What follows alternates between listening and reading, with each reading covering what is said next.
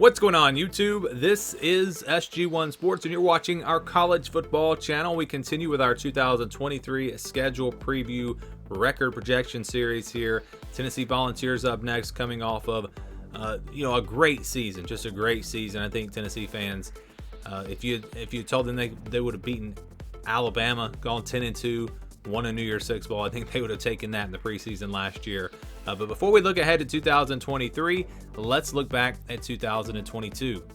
Here was the schedule from 2022. You see they played Pittsburgh on the road in the non-conference. Tennessee got Alabama at home. That was really big for them. And then also, if you look at the schedule, they played LSU. So they played LSU and Alabama, the top two teams out of the West, and they beat them both. So a great season for them despite having really as tough of a schedule as you can have out of the SEC East. They also had Georgia on the road. So it was a tough schedule for them. Non-conference, the Pitt game was, of course, the big game. Other than that, they didn't really have much on the schedule.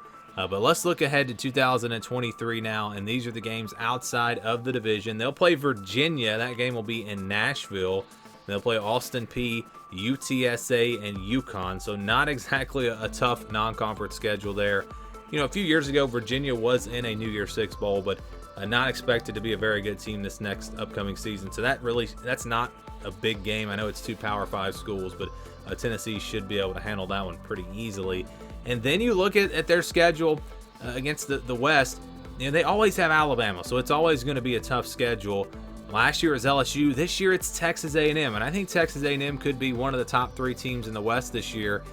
I know they weren't great last year, but you look at all that young talent, you would expect them to be improved this year. So that's a tough schedule. That is a tough schedule in the SEC, drawing Texas A&M to go along with Alabama. So let's go week by week. We'll start at the top. So they'll play Virginia on that opening weekend. They'll play, like I said, in Nashville, neutral site game. It'll basically be a home game for Tennessee.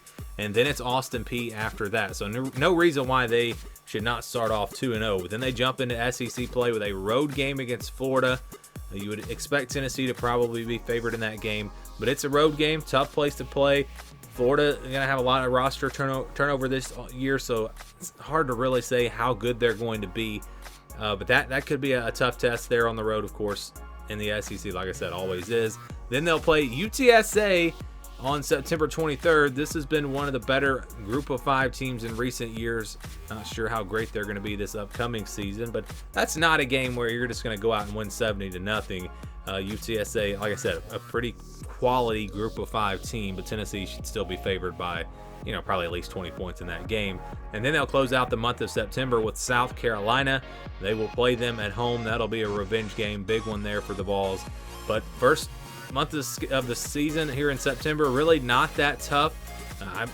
Florida, South Carolina, those will be challenges, of course, in the SEC, but not any games where you'd say Tennessee is going to have a hard time winning. They'll get a bye week after that South Carolina game, so a pretty early bye week.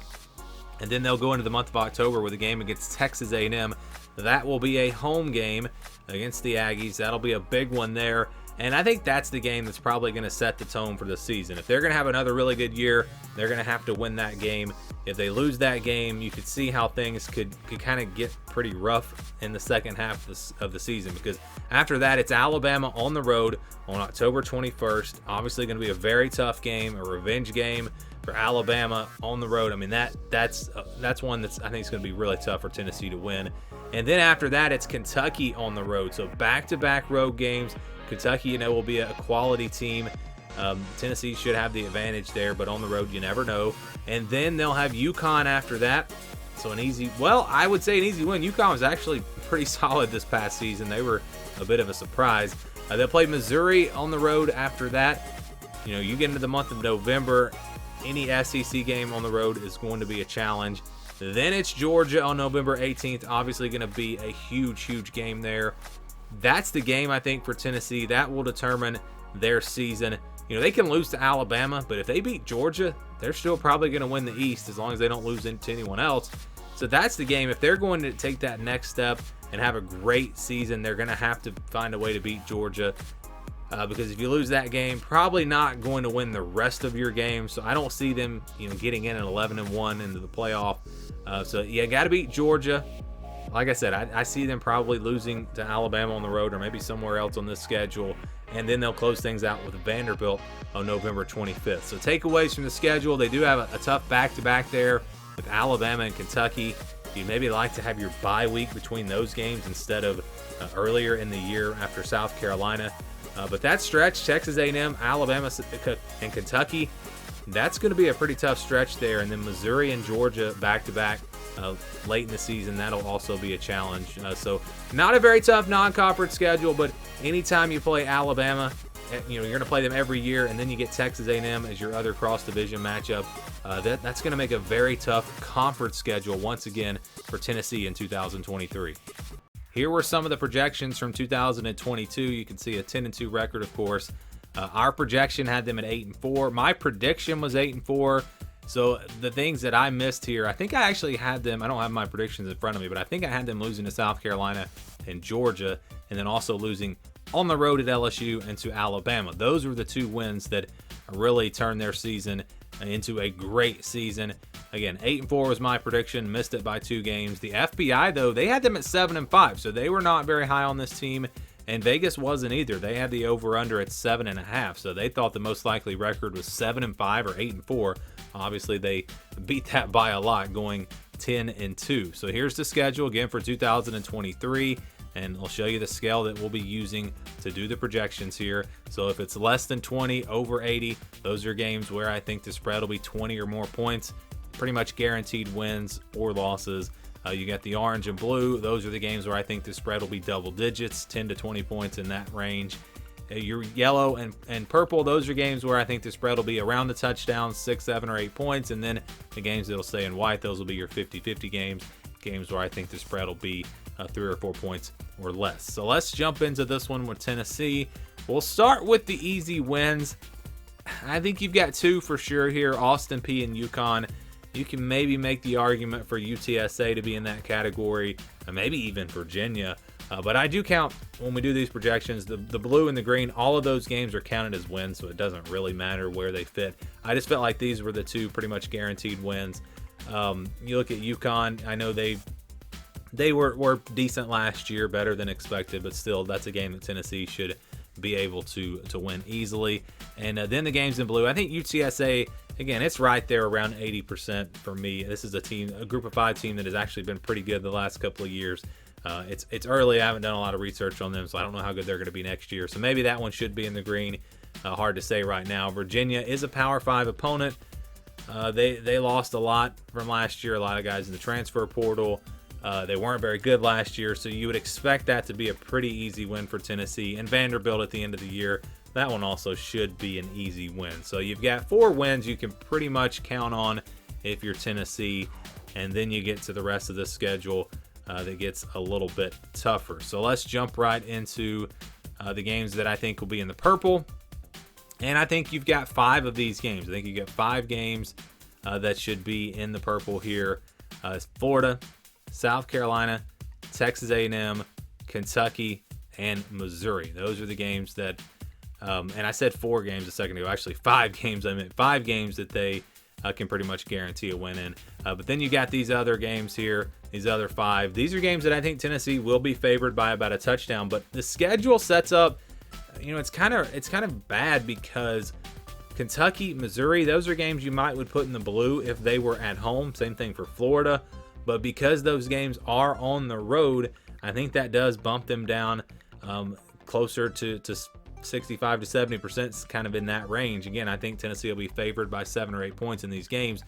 But because they play some of them on the road, that's what's keeping that spread from going up to 10 or more points. And Tennessee, they lose some playmakers from last year. It's hard to say for sure how good they're going to be. I think most people expect them to be a top 15 team. Some would put them in the top 10. I think I did have them in my preseason top 10, my way too early top 10. But again, Florida, Kentucky, Missouri, all on the road. Those are not going to be easy wins in the SEC. Nothing is easy. And then South Carolina and Texas A&M. South Carolina beat them last year. Texas A&M is a team that's going to have a lot of talent. And the game is at home for Tennessee, so you feel pretty good. And again, if you're picking these games, you're picking Tennessee to win all 5 of them. But they're all going to be games that won't be easy. And because of that, we put them in the purple. And then you've got Alabama and Georgia. We're going to put them in the yellow. I think Alabama and Georgia will be favored by about a touchdown in these games. You look at Alabama on the road, revenge game, going to be tough. Maybe you could put this one in the 50-50 range, depending on how good Alabama is next year.